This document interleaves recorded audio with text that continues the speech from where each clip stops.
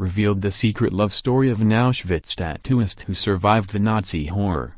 Lale Sokolov was 26 years old when he was sent to Auschwitz in April 1942 from Krompachy, in what is now Slovakia, and forced to become one of the death camp's tattooists under the evil watch of Nazi chief Josef Mengele. Mr. Sokolov, unaware of the horrors that awaited him, had offered himself to the invading Nazis for labor, hoping it might spare his family. He felt great shame, but as he pierced the arm of his latest campmate with the numbers 34,902, the Jewish prisoner dared to look up into the eyes of an 18-year-old girl named Gisela Fuhrmannova. Miss Fuhrmannova, who was known as Gita, gave him the will to survive the horror. Heather Morris, whose new book The Tattooist of Auschwitz tells their incredible tale, said, "In this, the most heinous of places, love bloomed."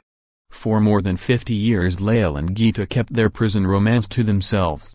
It was only after Gita's death that Lale would speak of this time, and asked me to record the incredible story of the beginning of their life together.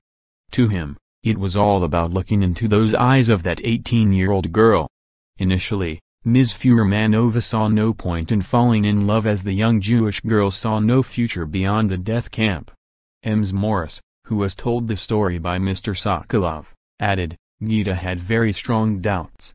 She didn't see a future. But Mr. Sokolov was determined to survive so they could be together." Ms. Morris said, "He always, deep down, knew that he was going to survive."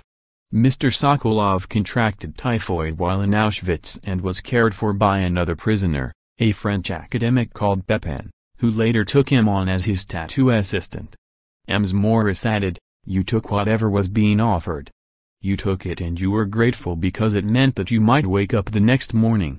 Recalling how Mr. Sokolov had once summed it up, she said, "If you woke up and were alive, it was a good day." Mr. Sokolov used his position to secure extra rations and favors for fellow prisoners, and it was while working alongside Pepin that, in July 1942, he met Miss Fuhrmannova. When Pepin disappeared with no explanation, Lale became chief tattooist, known as the Tätowierer. Securing extra rations and favors for other inmates was risky, and Mr. Sokolov was beaten when SS guards caught him. Ms. Morris added, "Mengele was a common sight as he chose his patients from the newer arrivals, sending them Lale's way. On many occasions, while whistling an operatic tune, he would sidle up to Lale and terrorize him. 'One day, Tätowierer, I'll take you, one day.'" Then in 1945, with the Nazis nearing defeat, Ms. Fuhrmannova was selected to leave Auschwitz. Mr. Sokolov, having no idea where she had gone, managed a daring escape, breaking free from Mauthausen camp, where he had been moved, and bravely swam across the Danube River under the crossfire of German and Russian troops. Selling jewels he had stolen from Nazi guards, Mr. Sokolov made his way home, where he discovered only one sister had survived the horrific ordeal. He then traveled to Bratislava, the entry point for many survivors returning home to Czechoslovakia, in a bid to find Miss Fuhrmannova.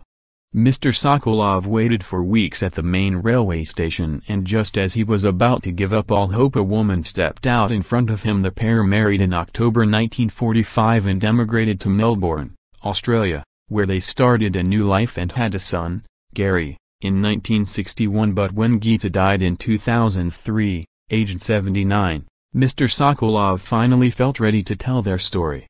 Ms. Morris added, "This man, the tattooist from the most infamous concentration camp, kept his secret in the mistaken belief that he had something to hide." The pair's love story is understood to have attracted Hollywood's attention, and according to Ms. Morris, Mr. Sokolov would be pleased. She added, "He wanted Brad Pitt to play him and Natalie Portman he thought would be perfect for Gita. Oh, how I loved his optimism."